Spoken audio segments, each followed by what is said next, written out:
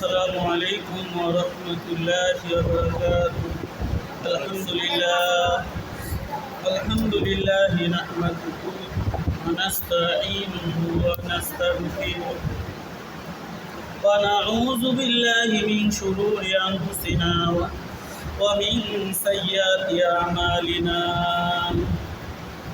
من يهد الله فلا مضل له ومن يضلله فلا هادي له ونشهد أن لا إله إلا الله وحده لا شريك له وأشهد أن سيدنا وسندنا ومولانا محمدا عبده ورسوله الذي أرسله بالحق بشيرا ونذيرا وداعيا إلى الله بإذنه وسراجا منيرا.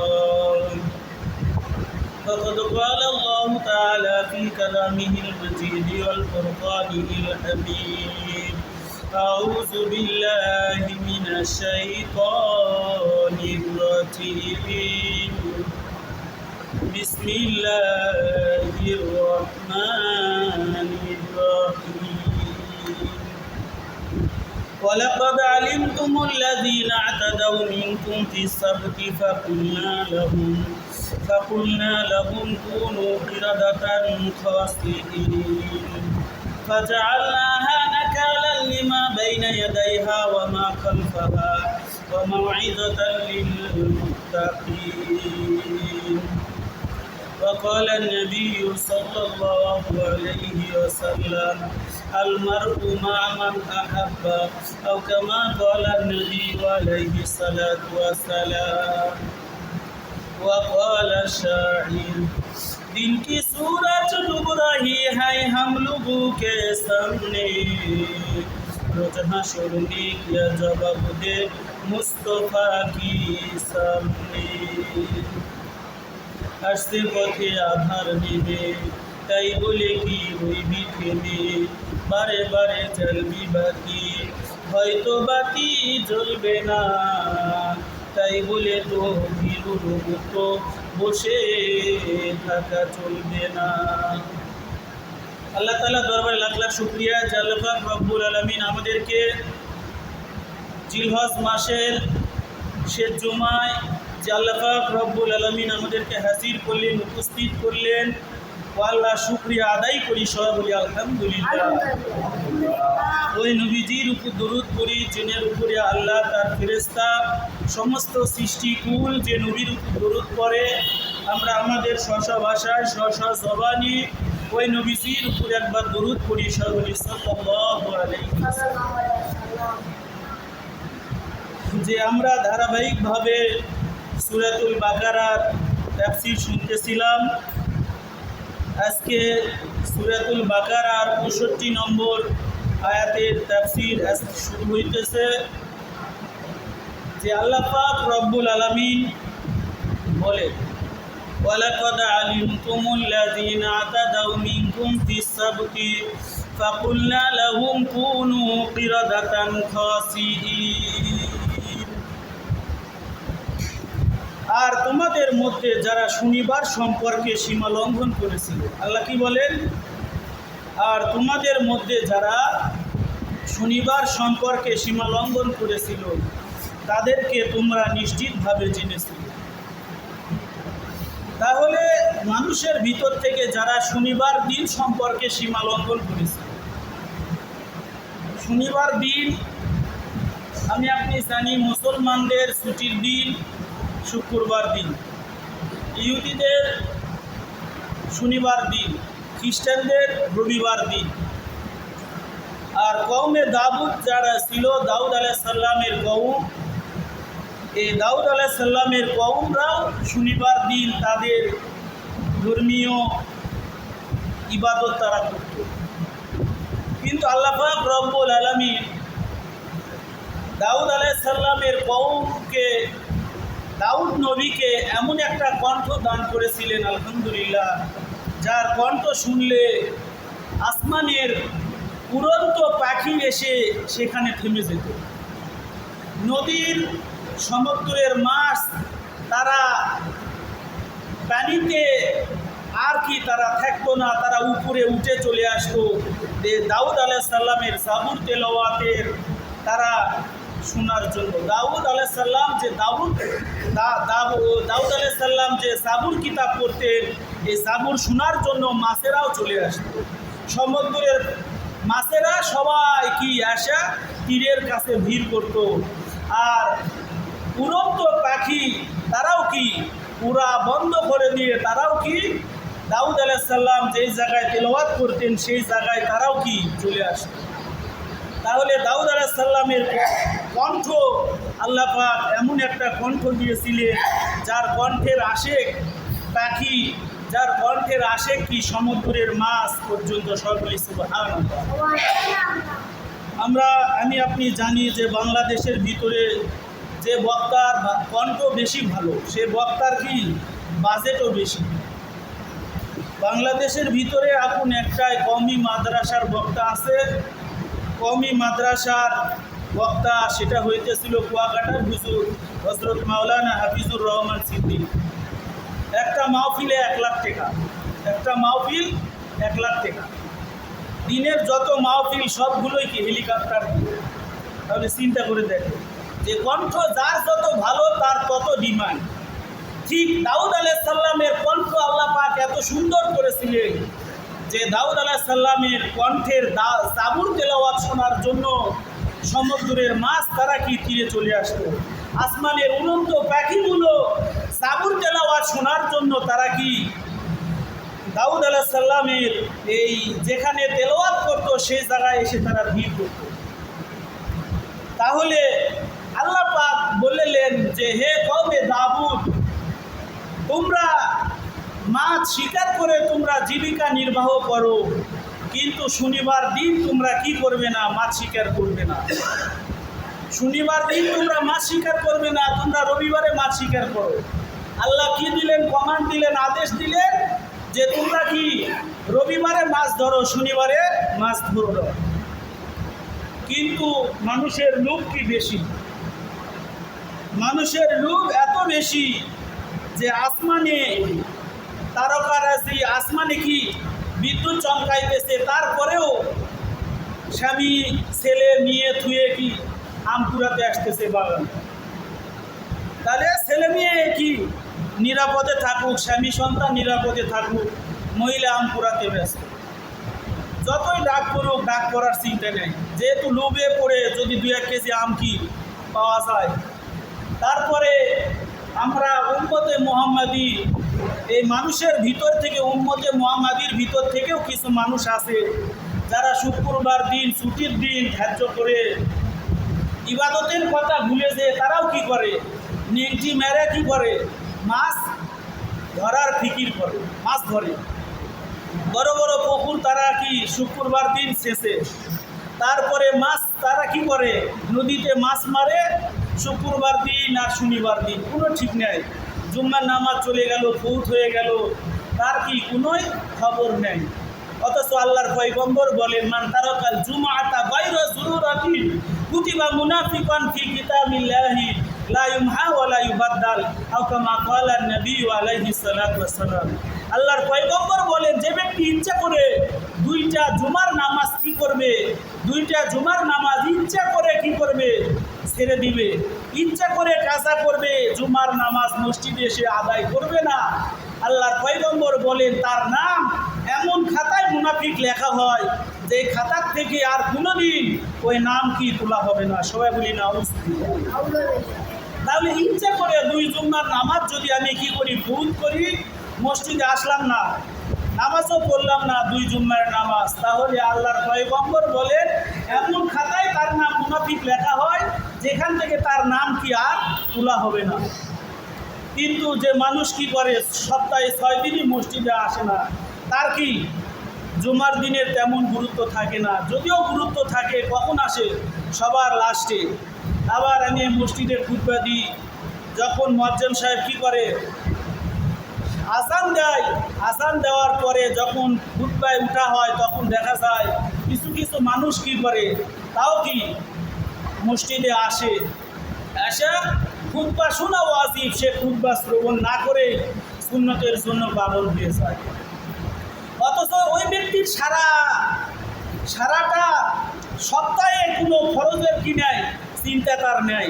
অথচ জুমার দিন এসে খুতবা শোনা বাদ দিয়ে খুতবা চলতেছে, সে সময় সে কি করতেছে, সে সুন্নত নামাজ নিয়ে পাগল।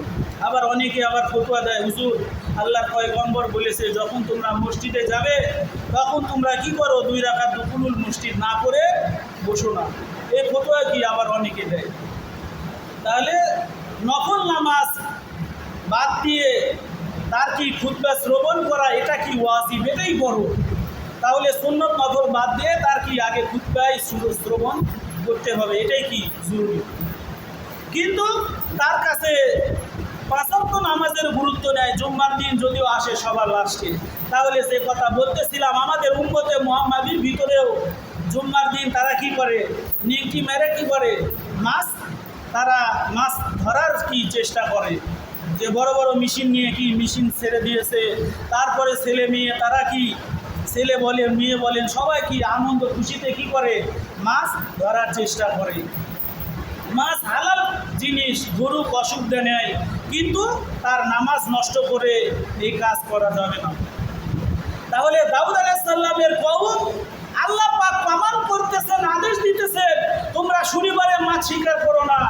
এ বেঈমানরা কি করতো, শনিবারে তারা মাছ শিকার করতো না, ঠিকই আছে, কিন্তু কি করতো তারা, যে জায়গায় এসে মাছ জড়ো হয় ওই জায়গায় তারা কি করলো, বড় একটা খুন্দুক করে রাখতো, বড় একটা খুন্দুক করে রাখতো। যত মাছ জাবুর তেলাওয়াত শোনার জন্য যারা আসবে, ওই মাছ তো এমনিতে পাগল হয়ে যায়। দেখেন যে বক্তার নাম বললাম কুয়াকাটার বক্তা হাফিজুর রহমান সিদ্দিক, ইনি যখন মাহফিলে বয়ান করেন, অনেক ভিডিও ওয়াজ এমন শোনা যায় যে তারা জিকির করতে করতে এমনও হালত হয়ে যায় যে অনেক মানুষ কি ওখানে এমনভাবে ফিট হয়ে যাইতেছে, পড়ে যাইতেছে যে তার কি নেই, তার খবর নেই। তাহলে চিন্তা করে দেখেন, দুনিয়ার একটা বক্তার সুর যদি এরকম হয়, দাউদ আলাইহিস সালাম যখন জাবুর তেলাওয়াত করেন তাহলে তার কি অবস্থা, সমস্ত মাছ কি বেহুশের মতো অবস্থা। আর এই দাউদ আলাইহিস সালামের কওম তারা কি করত, শনিবারে মাছ মারবে না, আল্লাহর হুকুম, তারা কি করত, সুন্দর করে গর্ত খনন করে তারা রেখে দিত। যত মাছ তারা কি শনিবারে দাউদ আলাইহিস সালামের তেলাওয়াত শুনতে আসা, সব মাছগুলো গর্তে আটকা পড়ে যেত। তাহলে শনিবারে মাছ মারতো না ঠিকই, কিন্তু সব মাছ তারা কি বের দিয়ে ভালোভাবে কি তারা আটকায় রাখতো। আল্লাহ পাক আমাদের কোরআনে একটা আয়াত নাযিল করেছে সূরা আল ইমরানের ভিতরে। আল্লাহ বলেন, ওয়া মাকারু ওয়া মাকারাল্লাহ ওয়াল্লাহু খায়রুল মাকিরিন। আল্লাহ পাক বলেন যে তারাও ষড়যন্ত্র করে, আল্লাহও ষড়যন্ত্র করে, আল্লাহু খায়রুল মাকিরিন। আর আল্লাহর ষড়যন্ত্র, আল্লাহর কৌশল সবচাইতে বড়। তাহলে মনে করেন কওমে দাউদ তারা কি কত সূক্ষ্মভাবে তারা এই কাজ করতো। আল্লাহ বলেছে শনিবারে মাছ মারা যাবে না, ঠিক আছে শনিবারে মাছ মারবো না, তারা গর্ত খনন করে সমস্ত মাছগুলো তারা আটকে রাখতো। রবিবার দিন সকালে তারা যায় ওই মাছগুলো অনাশায়েত করত। দেখেন যে প্রত্যেক নবীর উম্মতের ভিতরেই নেককার থাকতো, বেঈমান থাকতো, নেককার থাকতো, বেঈমান থাকতো। নেককাররা বললেন যে তোমরা যে ষড়যন্ত্র করো, তোমরা যে সলসা চুরি করতেছো, এটা কি আল্লাহ তাআলা ভালো জানে যে তোমরা ষড়যন্ত্র করে পার পাবে না, তোমরা এই কাজ করো না, তোমরা শনিবারে মাছ আটকিয়ে রাখো না, তোমরা মাছ শিকার করবে না ঠিকই আছে, কিন্তু গর্ত করে তোমরা মাছ কি করো না, মাছ এভাবে বন্দি করে তোমরা গর্তের ভিতরে রাখো না।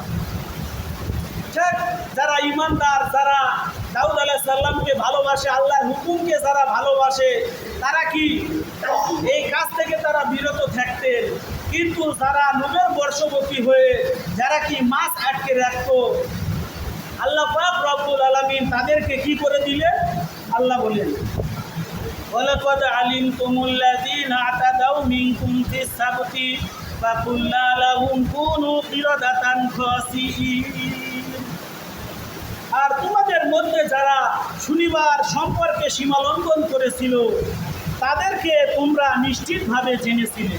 ফলে আমরা তাদেরকে বলেছিলাম তোমরা ঘৃণিত বানরে পরিণত হও, তোমরা বানরে রূপান্তরিত হয়ে যাও। সবাই বলি নাউজুবিল্লাহ।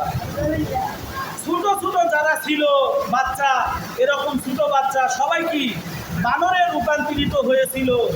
আর যারা বড় তারা কি সবগুলোই আল্লাহ তাআলা শুকর বানায় দিতে। সবাই বলি নাউজুবিল্লাহ। যেহেতু আল্লাহর হুকুম মানে নেয়, আল্লাহ বলতেছে শনিবারে মাছ মারো না, আর তারা কি শনিবারে কি করতো, সুন্দর করে গর্ত খনন করে রাখতো, মাছগুলো আটকে রেখে তারা কি রবিবারেই শিকার করত। এই যে আল্লাহর হুকুম আর প্রমাণ মানলো না, আল্লাহ তাআলা তাদের ছোটদেরকে কি করলেন, বানরে রূপান্তরিত করে দিলেন, আর বড় যারা ছিল সবগুলো শুকর হয়ে গেল।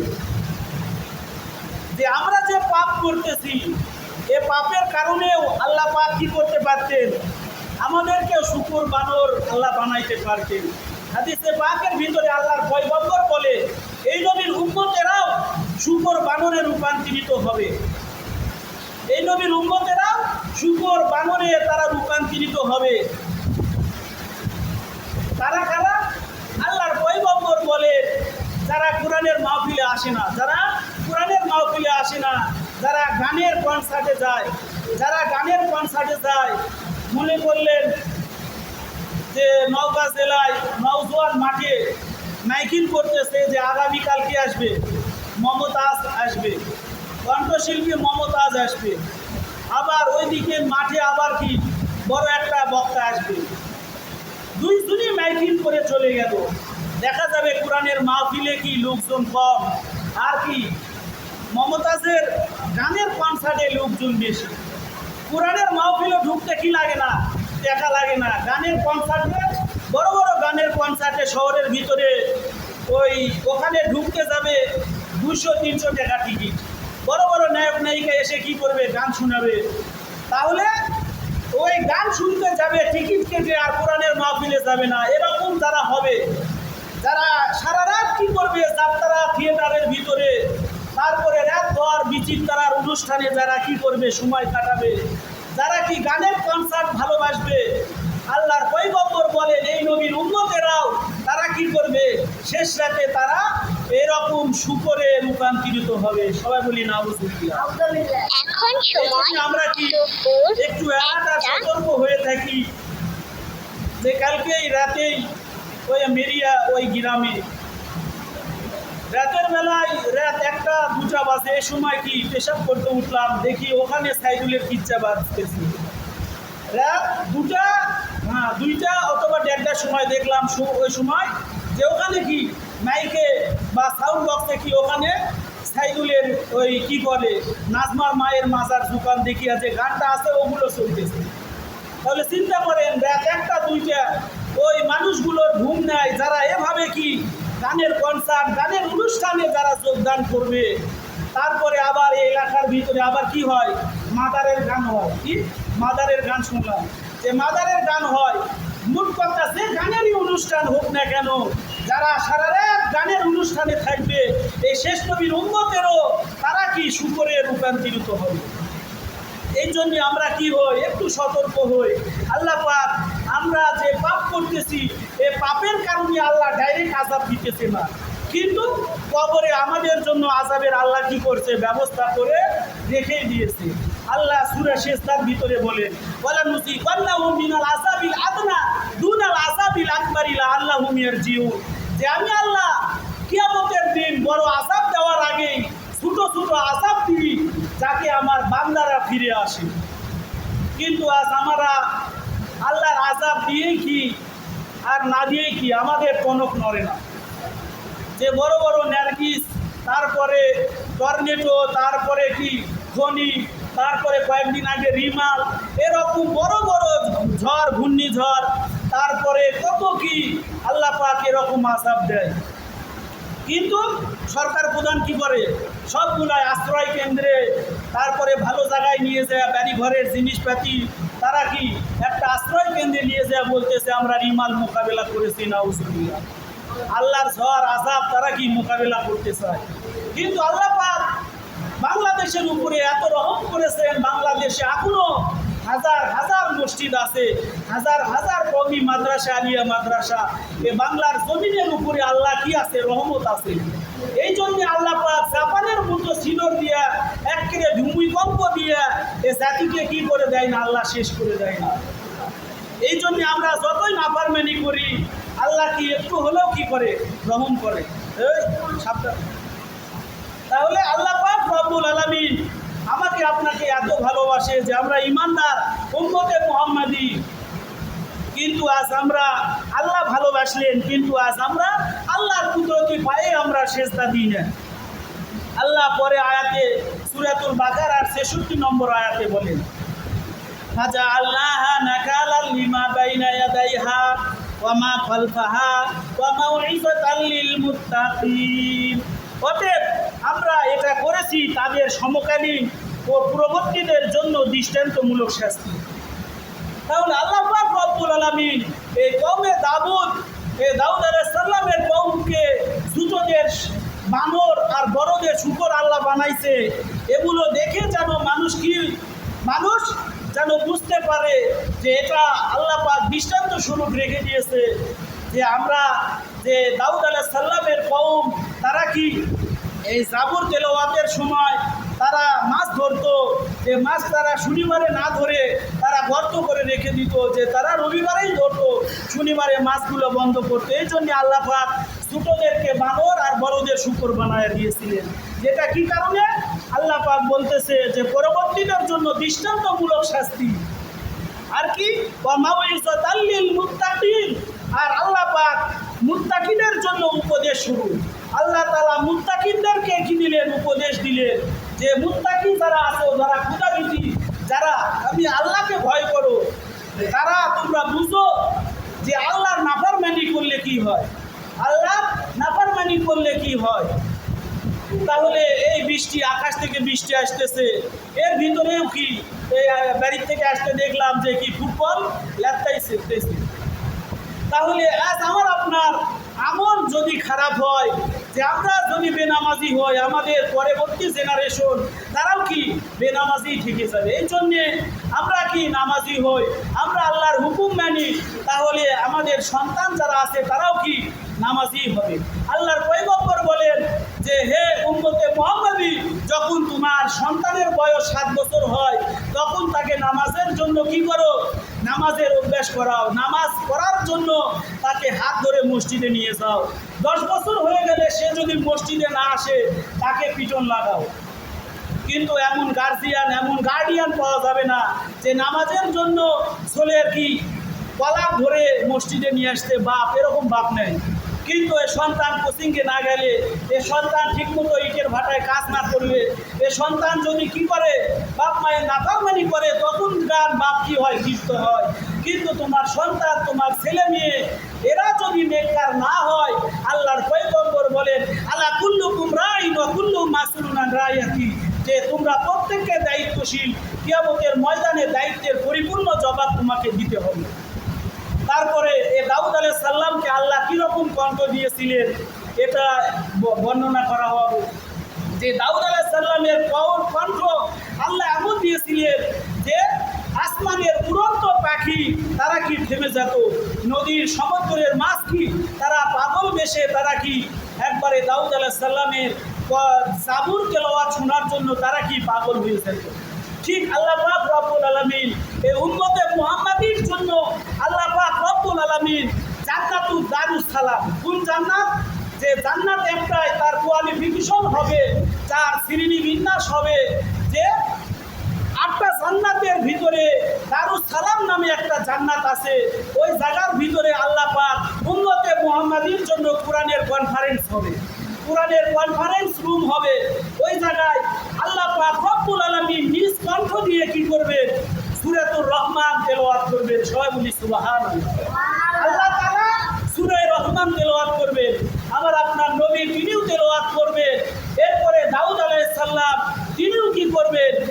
কিয়ামতের কঠিন ময়দানে জান্নাতুল দারুস সালামের ভিতরে তেলাওয়াত করবেন।